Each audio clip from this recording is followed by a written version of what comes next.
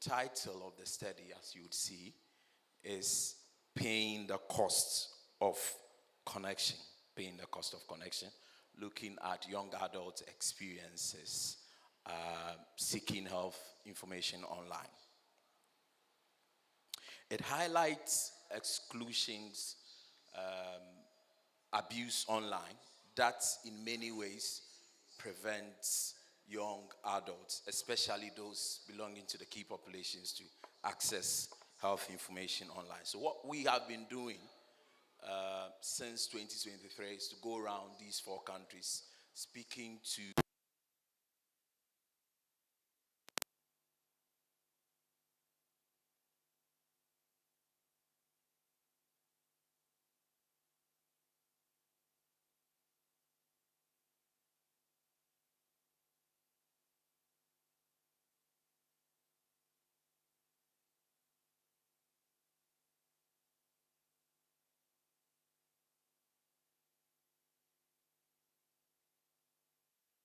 advocacy with the very participants of the study involved at every stage. So in all of these countries, we had what we call the community advisory teams, who were individual members of the very communities that we studied, advising, supporting across all the stages of the research process, so the time we completed the study. And now they are leading advocacy in their various countries. We engaged 301 young adults, 41 experts, government officials, UN officials, officials of INGOs who are interested in digital stuff, digital health, human rights, digital health as well. Let's go through some of the findings.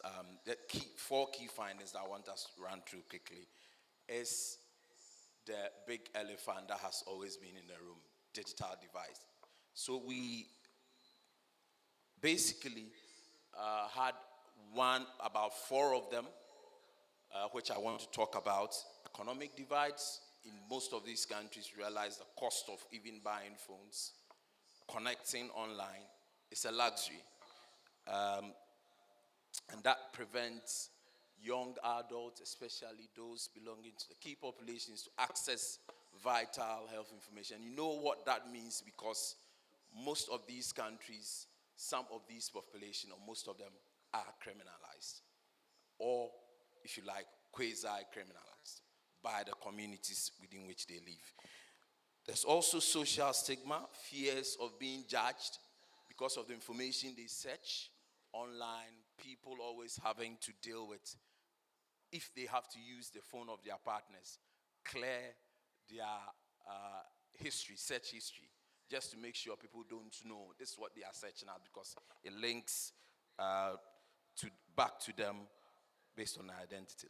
Lack of internet access in rural areas. So this study was actually structured in a way where we engaged participants from rural, urban, peri-urban, and then a lack of digital literacy, where you have individuals even having phones, access to internet. They hardly have the knowledge and the skill to search out competent information. If you add the fact that there is misinformation, a lot of junk on the internet, it even makes the whole thing complex. There's also a report on technology-facilitated abuse.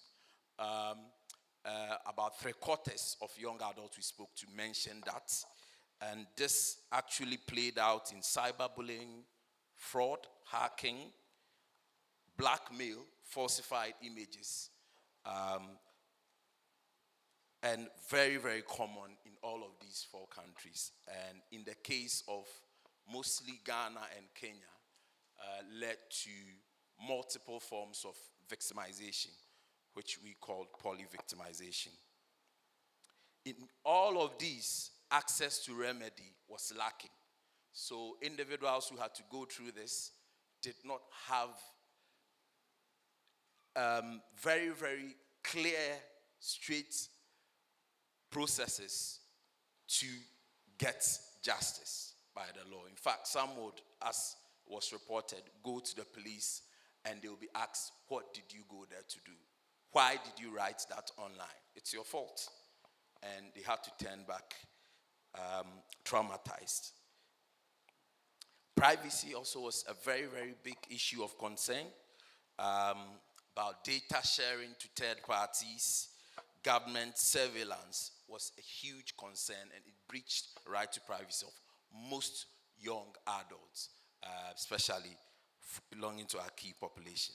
In all of these, nonetheless, we still found out that there was resilience from young adults. For instance, forming very, very supportive online communities to support their own, those who have been abused, those who needed help, and that really, really, really helped. And in that resilience, recommended that they would really require extensive spread of digital education, digital literacy. How would they manage online communities? How would they go online, search for health information, join communities, and protect themselves from being harmed, their identity? How does the online space operate? They need to really understand that, and that really came out. And because of that, they had a very positive outlook that if they are really equipped, they would still be able to stay online. Because for most of them, that is the best option they have within the communities or the countries they live, given all the issues they have to battle in the social or physical environment. Thank you very much.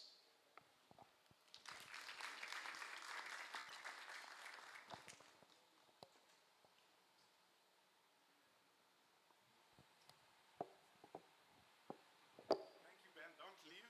Just stay seated there. How many were paying attention? How many were alert? So the first question, first of all, thank you, Dr. Ben. That was very powerful, and sorry to subject you to put findings for a year's work and more into 6 minutes. But here goes the fun part of the question. For the first gift, who will tell me how many young people were interviewed in this study? Whose hand went first? Your hand didn't go first, be honest. Whose hand went first? I will take one man for the first question. Let's pass the mic to him.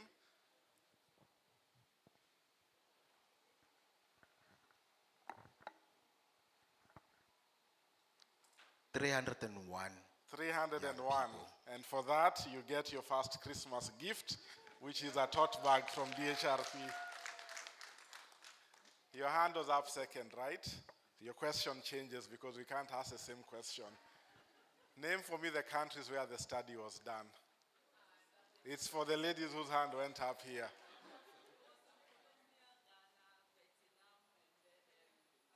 Good job. So I've kept my promises, not like African politicians, like a true leader. So Ben, is there anything that sticks out for you in this study? And if there are people in this room from Ghana, from Kenya, we have someone from Latin America in the room, but how does this study apply for other people where it was not done? How would it be relevant, and what would your advice be to them on how they use this particular report to move the work forward? Thank you very much, Alan.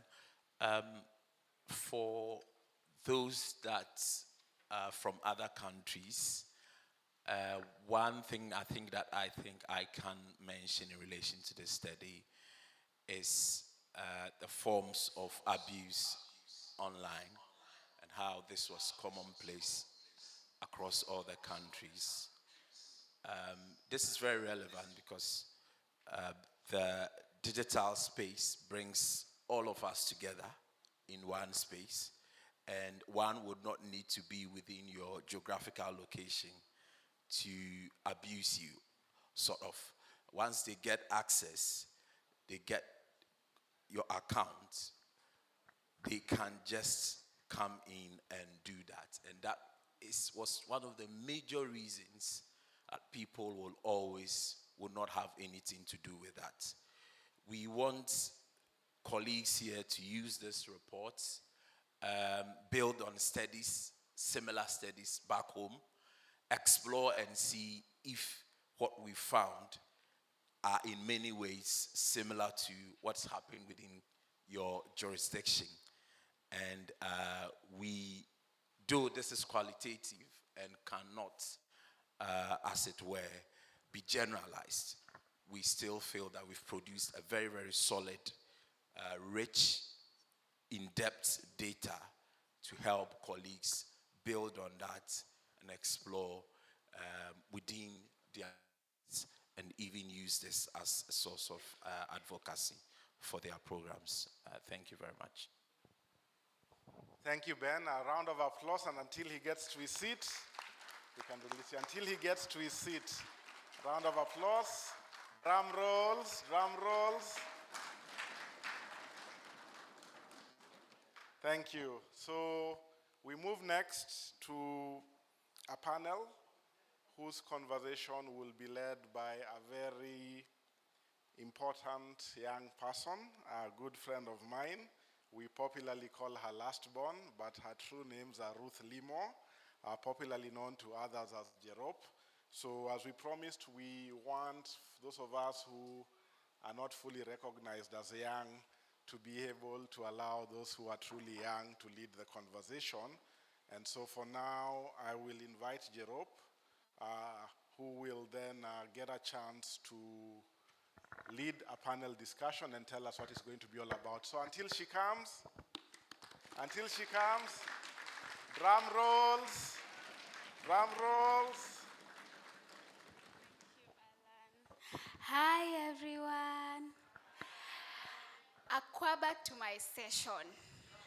I've been practicing that word so that I don't forget. So akwaba to my session. You say? Thank you. Midasa. Yes. Akwaba to my session? Perfect. So I'll say it in Kiswahili. Karibu kwa session yangu. You say asanti. Okay? Karibu kwa session yangu. Guys, you're all Kenyans. And we are all Ghanaians, right? So thank you so much, Alan and Dr. Ben, for setting up the stage for us. I'll just be the moderator of the day, and I'll be doing and having a discussion with amazing, amazing young people who will be joining me. So I'll first start with the amazing, handsome, beautiful, guys, clap as they motivate young people. Richard, thank you, Richard. Richard is from Ghana, and like Alan mentioned, welcome, Richard. Guys, look, he's more claps for how smart he looks. Yes, young people. So one of the most important things to note is Richard sits at the Ghana Community Advisory Board. When we talked about the study, we said we have the study in Ghana, Kenya, Colombia, and Vietnam, and every country has an advisory board for young people. And so Richard represents the Ghanaian advisory team. So welcome, Richard. And my second panelist who will be joining us is, I call her my boss sometimes, I call her my friend, the beautiful, pretty Miss Faye Thipe, all the way from Botswana. Yes, until she comes, young people, you see how she looks really nice? Yes. Faith works for Y Plus Global, and without further ado, we'll just dive into our conversation. I must say that I also have gifts, guys. I also have good things, so please pay attention, and immediately after this, we'll have a short Q&A session where we'll get to interact with all of you as we close for the morning. So, hi guys. Hi. How are you feeling? So I'll give you each a second to introduce yourself as we start. You can start with Richard. Okay, thank you very much, Jerop. My name is Richard Agojo, and I'm the youth coordinator for the Digital Health and Rights Project at the Ghana Network of Persons Living with HIV. So I set on the community advisory team as their, I wouldn't say leader, but not their president either, but because we work together as a team, and it's an amazing work working with this 12 community advisory team, and it's an experience to have this report, paying the cost of connection, and it's glad to have all of you here to actually share this report with you. Thank you. Good morning, everyone. My names are Lileo Faith Tipe, but I go by Faith. And I work with the Global Network of Young People Living with HIV, popularly known as Y Plus Global, as the United Movement Program Officer.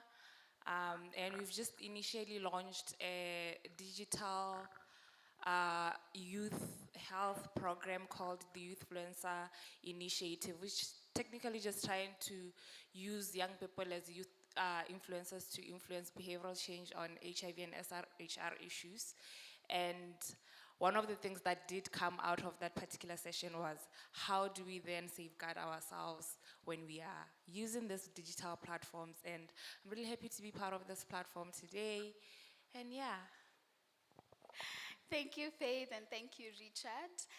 We'll start with you, Faith, for our first question. And just like you've given us context that Y Plus Global has just launched a program that focuses on using digital platforms and working with young people as digital influencers to share information on health. And even as you think about your program, what measures can be taken to strengthen data protection and digital trust among young adults, ensuring they feel secure, they feel confident, they feel safe even while using digital health tools? Yeah. Thank you, Jarob. I mean, everyone in this room will attest to the fact that trust is end, right? And I personally, as a young person, I would tell you that in most cases when I download a platform, I kind of get a lot of questions as to who's gonna get access to my information. Is it going to be used to train an AI platform somewhere? Or those kind of things, like my health records, who has access to that? And we would have seen some things flowing around about some menstrual app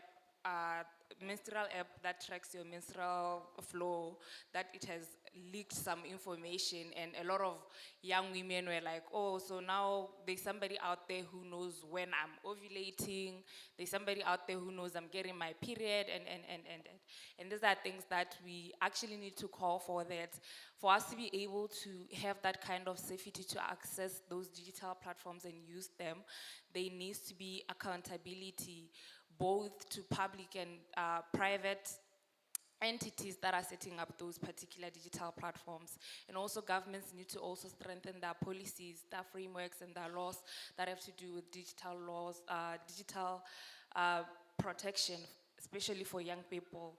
And also taking into account that it's not every average young person who would understand the legal list that's used on the data protection that you are sent through as the terms of agreement before you could actually then utilize that app. And if I may ask how many of you actually read the WhatsApp terms and conditions, you'd find that it's just 2% of us in the room. It also just ensuring that we kind of break them down to be palatable and easier to read, because if you're giving me a long document and I'm just trying to get to the end product, it puts me at risk as well. So keep them short and let them really be like enforced in a way that it then protects us at the end of the day. Thank you, Faith.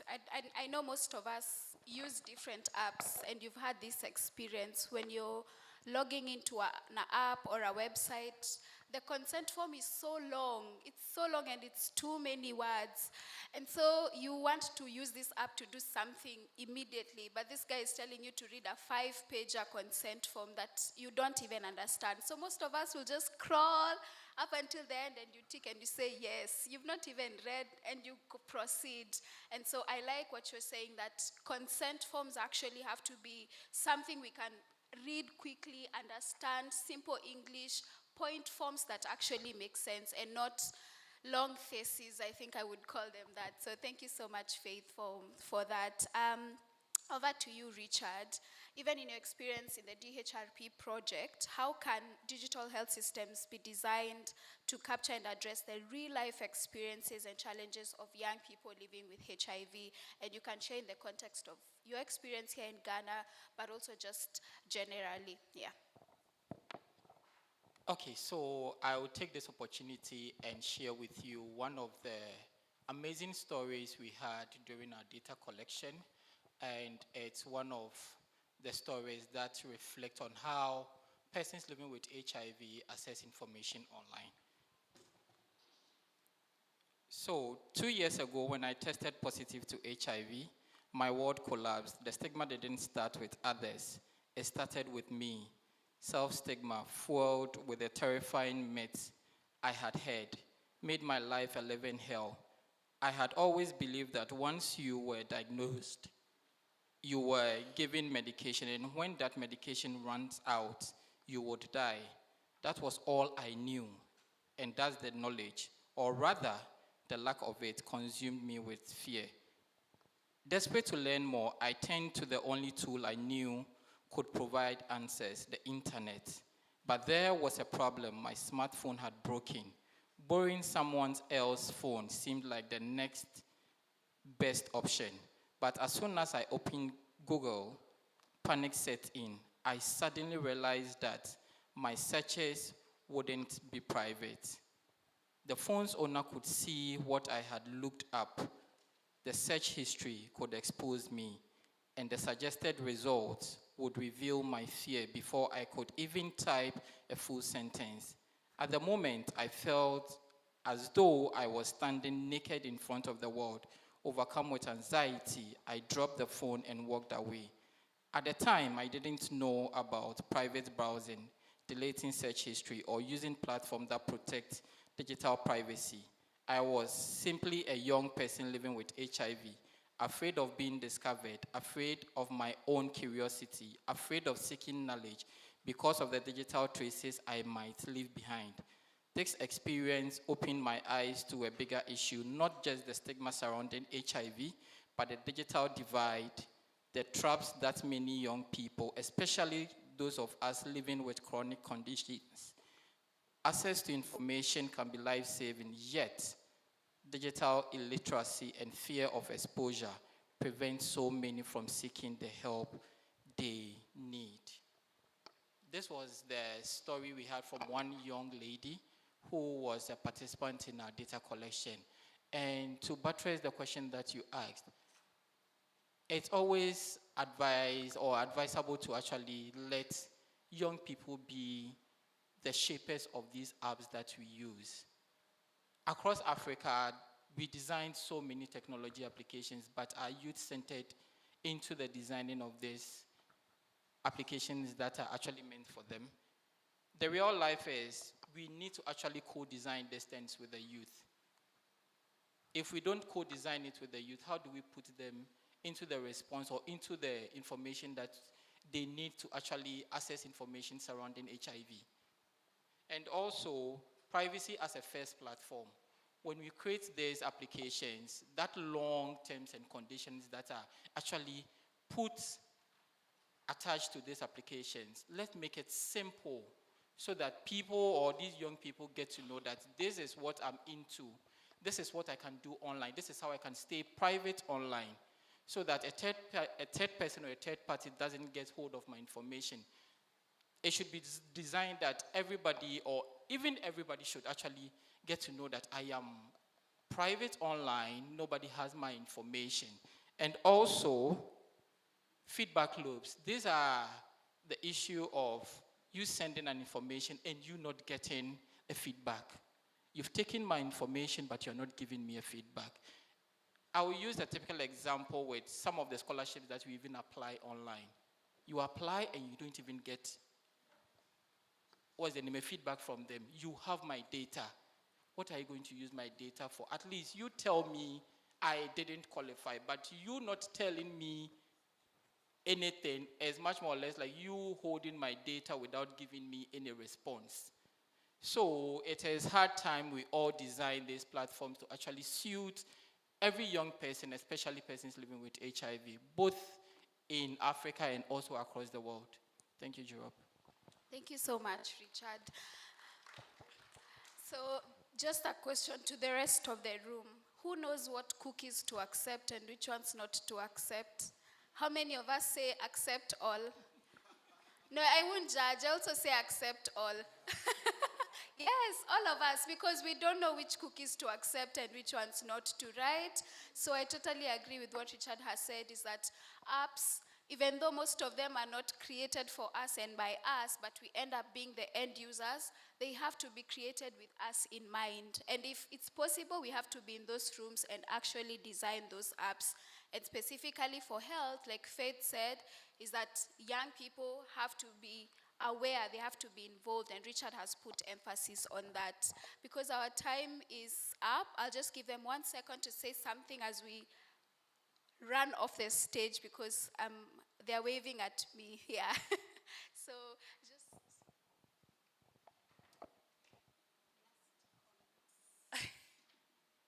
That's a bit tough.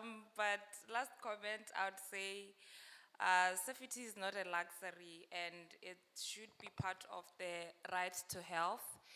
And also, just in involving young people in whatever you are doing, it shouldn't be just because there was a clause that said, for us to give you our money, you should involve young people. Let it be meaningful. And let young people actually be the ones who are leading in the forefront. If you really need them to actually use those digital platforms, if they are the ones who have developed them and they have the confidence that we were actually from the ideation to the development to the implementation to the monitoring, and we've actually seen the gaps, and we know how to then fill in the gaps of what we've identified, it then becomes easier for them to uptake them, because they bring their own lived experiences and they know which platforms would appeal to them more than any other person. Thank you. I think Faith has said it all, but what I can say is, to borrow the words of UNA's, nothing for us without us. Thank you. Thank you so much, guys. A round of applause. Guys, until they sit. Well done. Drum rolls. So we are almost getting to a point where we invite you to have a conversation, but as practice dictates, we need to hear from the owners of this work in Ghana, and today we have Dennis Annan. I don't know that he has any relation to Kofi Annan, but he will let us know. Dennis works with the Ghanaian AIDS Commission, and just for quickly 5 minutes, he will react to some of the things we've heard from the young people, but also tell us what they're doing. And then we will end with an interactive conversation that will require you to have access to the internet. So if you don't have bundles, if you don't have a Ghanaian friend who can hotspot you, if you don't have the Wi-Fi password, please start looking for it, because that's where the rubber hits the roads for the gifts. We will be having a question and answer session that will be led, but for now, I want us to put our hands together for Dennis to tell us what's happening in Ghana. Welcome, Dennis. Thank you and good morning. So the technical team wants to know if you're having challenges with the language. You could quickly raise your hand. They will come and attend to you. French. Je suis. You understand? Okay. Okay. So yeah. So merci. Okay. So thank you, and it's a privilege to be here, trying to summarize what our panelists mentioned. There's a need for us to be conscious or deliberate in making sure that the consent forms we sign up to, especially logging on to a lot of these apps, they really need to be shorter, because even just this morning I was trying to sign up for TikTok, and once I started seeing regulation, this. I said, no, this is not for me. So I just scrolled down and I said, I agree. So there's a need for these developers to understand the context of the people they are developing the app for. And the last bit, I think Richard mentioned there's also the need to understand the users. You don't just create something because you're creating. There's also the need for us to understand the people we are developing these applications for. And also train. You know, there's a need for us to also train people to be more. Okay, so I'm reading from one of the recommendations from the report, which says that there's a need for digital literacy as essential aspect to rights education. So with that said, I will quickly go to the government speech so that my bosses know that at least I came to read the speech on your behalf. So good morning again, and chairperson, distinguished guests, esteemed partners, ladies and gentlemen. So on behalf of the government of Ghana, particularly the Ghana Youth Commission, we are proud to be part of this critical conversation. Ghana remains firmly committed to advancing a rights-based approach to HIV programming that protects dignity, promotes equity, and ensures access to justice for all, especially for persons living with HIV and key populations. Distinguished partners, the rapid expansion of digital technologies within the health sector present both unprecedented opportunities and complex human rights challenges. Digital health system, unique identifier platforms, electronic medical records, and community-led digital monitoring tools are transforming service delivery, surveillance, and accountability. Yet these same innovations also raise concerns around data privacy, informed consent, cybersecurity surveillance, and the potential misuse of sensitive personal health information. For countries such as Ghana, where digital health systems continue to expand to improve efficiency, continuity of care, and decision making, it is imperative that these innovations are firmly grounded in legal and human rights safeguards. Ghana has made deliberate efforts in this regard through key legal policy instruments, including the provision of the Digital Protection Act. So here we go. The provision of Data Protection Act 2012, Act 843, the right to privacy provision under the Ghana East Commission Act 2016, and the safeguard under the Electronic Transactions Act 2008, Act 772. This framework collectively affirms Ghana's commitment to the protection of personal data, confidentiality, and digital rights within the health sector. Beyond policy, Ghana continues to concentrate actions to promote digital rights and data protection in practice.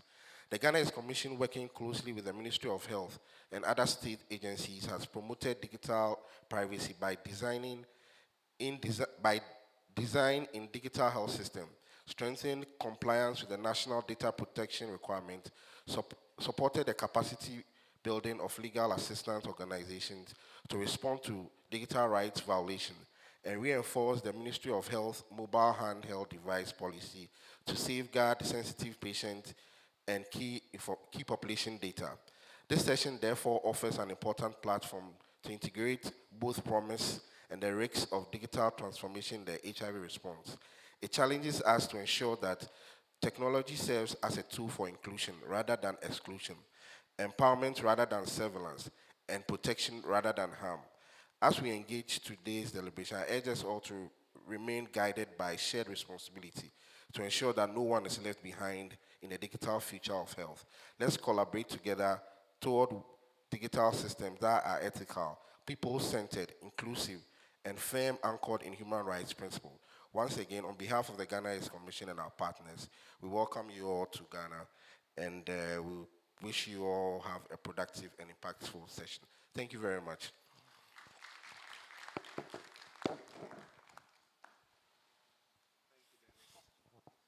Thank you, Dennis. A round of applause for him. So I will quickly invite Jerop back up here to help us with the discussion. I will also bring back Ben, I'll bring back Faith, and I'll bring back Richard, because in case you have any questions for them, this is the time to be able to ask them. And for this other part, I will leave it to Jerop to start reading. But Faith, Richard, Ben, please come to the front. Over to you, Jerop. Hi guys, I'm back. Clap for me. Thank you. No, I just want to make sure all of you smile. So we'll just quickly have a Mentimeter session. And as you're putting in your answers and your responses, we can pick just two questions from the crowd to either of our panelists, even as we close up for the session. If you use Google Chrome as your search engine or whatever search engine you use, just type in the code 89457074. So just look for www.mentimeter.com. It's just mentimeter.com. It should allow you to put a code, whatever search engine you use. And if you are having a challenge, just raise up your hand and we'll quickly come to where you are and help you figure it out. So if you use Google Chrome, if you use, oh, okay.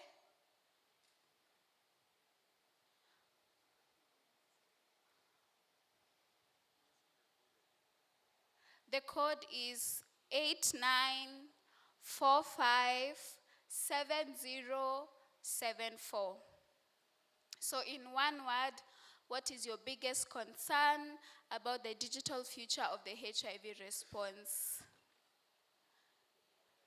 So we already have some answers: confidentiality, privacy. Oh, money. Gosh, I was loading what this emoji means.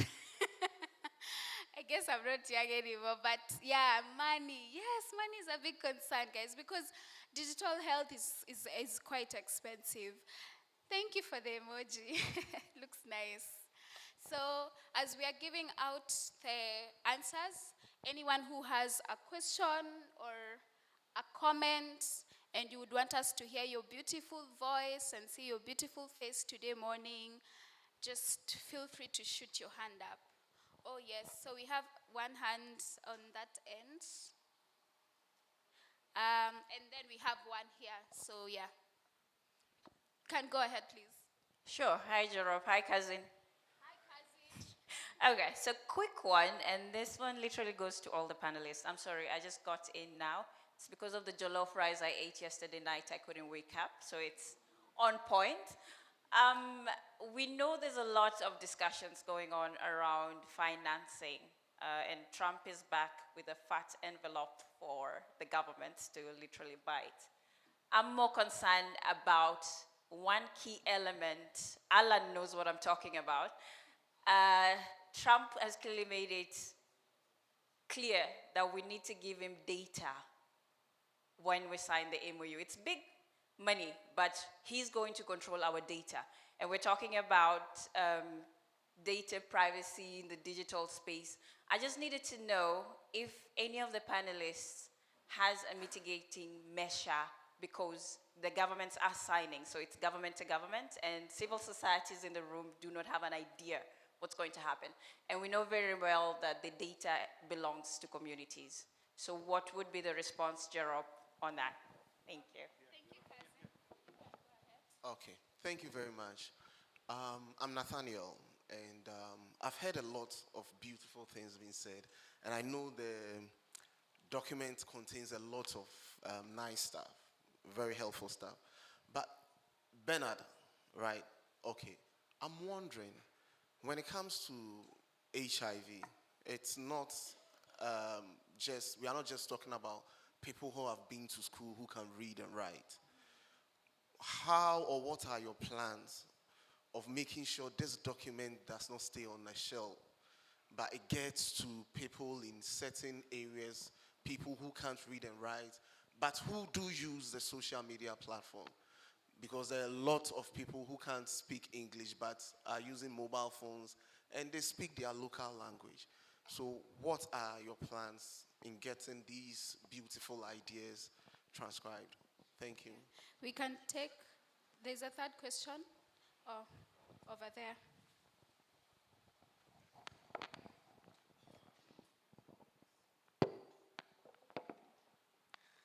Thank you. Good morning, everyone. All right, so it's just a contribution actually to the panel that we just had. And I'm thinking that they were talking about young people leaving digital footprints. And I'm just thinking to myself that the responsibility starts with us as young people to say, how are we using social media? How are we using the digital space?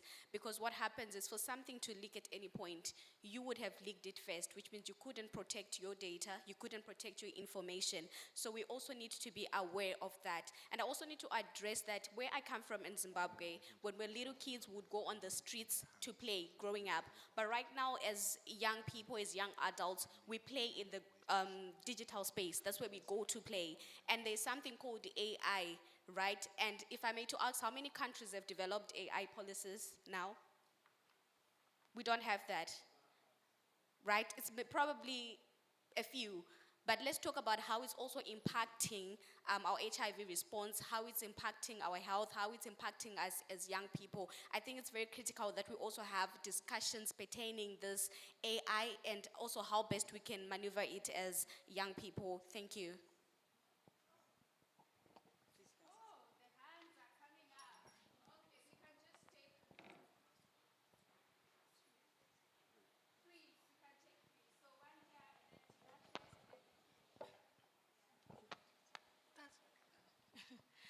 Okay, hi everyone. Thank you so much for the question.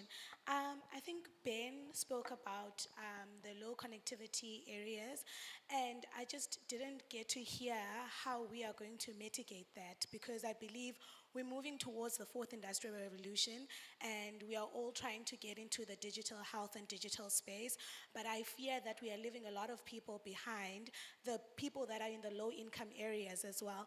And also, how are we going to be able to include people with disabilities in terms of people who can't hear, who can't see? Like, how are we going to, focus and prevent that in a way?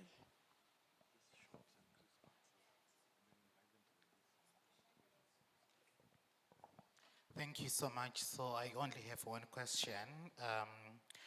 I'm just curious to know what should funders do, mainly for grassroots community-based organizations working with young people.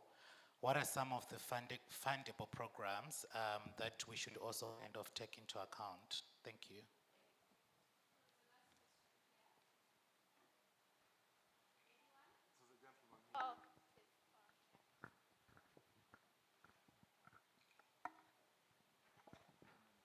Okay, thank you so much. My question is about safety and security. As a young person coming from the Yankee population, my concern is on the safety and security of some applications. They force or they reinforce me to put credentials, which are my emails, my names, and how are these going to be protected? And since I want to get services from that application, so it's going to be a backlash for some of the communities to enter those credentials, because I'll be afraid for me to put those credentials, and because of no much information of how these credentials are going to be used for, and especially for my emails, passwords, and the likes of my names. Thank you so much. Thank you. So because of time, we'll give very rapid response answers, but we are available throughout the entire conference at booth number 30. Booth number 30, please drop in and ask any of the questions if you had. So I'll quickly try to respond to the ones I can, starting with the data one. I think the challenge we're having right now is that there is a lot of imbalance between our governments and the funders. And so the situation we are having now between the negotiations between the US government and our governments is one that is sort of single-handed. On one hand, our governments have not put money where it's supposed to be, and so they are dependent for the HIV, TB, malaria response from a particular government, in this case, the US government. Now, the US government is interested in certain information and data, and so they are dangling a carrot and stick situation. So many of the agreements that your government is negotiating, and all governments that receive PEPFAR money are actually negotiations now, contain very intrusive provisions on data protection. We have a Kenyan lawyer who's done online an analysis of the Kenyan one, and it clearly violates many of our data protection laws. So the challenge we have here is whether your country will stand up to protect you and safeguard your data protection, or will they be desperate enough to say we cannot do without HIV money, so I will sign anything that needs to happen. So what do we have to do? If you're in civil society, you definitely need to reach out to your AIDS Commission, to your Minister of Health, and find out, have you signed? Are you part of the negotiations? Can you take your views? If you have a legal background, you need to check, does this violate any of our national laws? Because we have to respect our national sovereignty, and people cannot just impose things. So it's something that's going on now, and it's something that you need to be able to involve. If you're part of a lead agency, either in WHO, in Global Fund, in UNFPA, what kind of advice and guidance? If you're from UNDP, what kind of advice can you give to the government? Tinashe, what is fundable? For me, it's a question of how do I break this report down into a way that young people can access it? How do I build the digital literacy? How do I get this information at the most local level in a way that people understand? And it partly goes to Nathaniel's question, how is this off the shelf? It's now in your hands. So you have to help me figure out how I take it forward. Since you and I both have to look for funding to be able to do so, how are we able to do that? On safety and security, it highly depends on your national laws. It highly depends on the structures in place. But again, when you look at the report, among communities of young people living with HIV, among key population, there's a very good example from Vietnam, how they dealt with something similar around the safety and security of a person living with HIV when they were attacked on this issue. So I encourage you to be able to read the report. I think those are the ones I was able to pick. Thank you very much, Alan. Just to add something to the off-the-shelf strategy, just as Alan said, it's in your hand. With the amount of money we've received, we've had translations in French for Francophone countries, Spanish, obviously for Latin America, and English. Given that we also work with very grassroots organizations, we expect them to spread this, and you are here.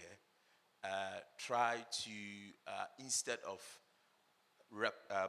doing what we've done, you can use some of the funds to translate what we have done, rather than reinventing the wheel, to go back and doing the same thing we have done in this research, to use those funds to do that and get them into the language that your communities will understand. I don't know if that question related to low-income areas, if I heard it right. But if we could, as advocates, most of us, basic essentials, if you go to so many countries like electricity, government does a lot to reduce the cost for those living in rural areas. Internet is also becoming an essential, very basic.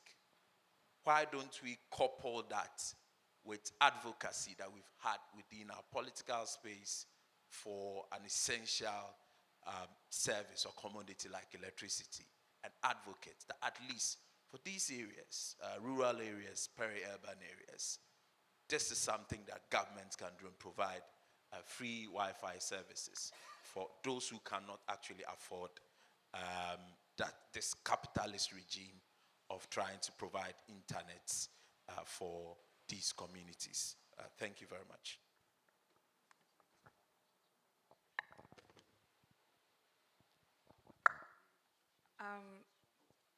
I don't know which question to answer to, because they've literally answered to all the questions.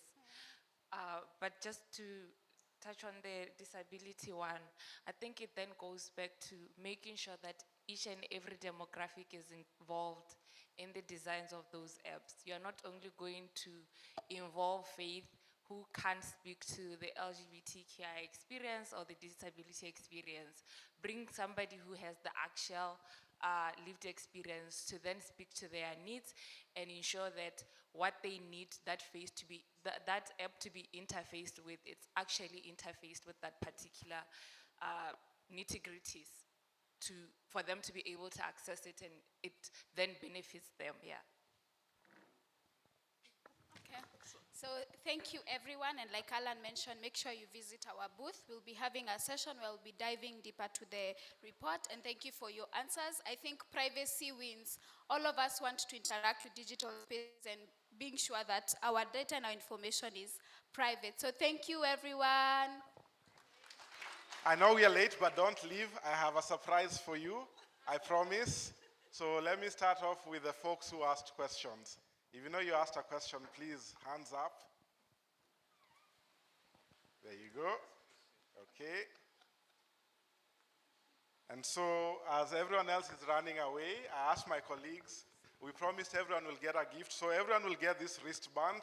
This wristband is called Being Kenyan by Association, KYB. It has the flag of Kenya, it has the name of our organization, and it has the name of our project. So as you walk out, my colleagues John, my colleague Simon are available.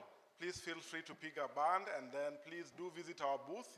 30, there's more giveaways, but only on condition you come and tell us what you've read in the report and what makes sense for you. We are open to working and going forward to see how we make digital rights a reality. Thank you all for your contributions, and we appreciate you starting the morning with us. Cheers.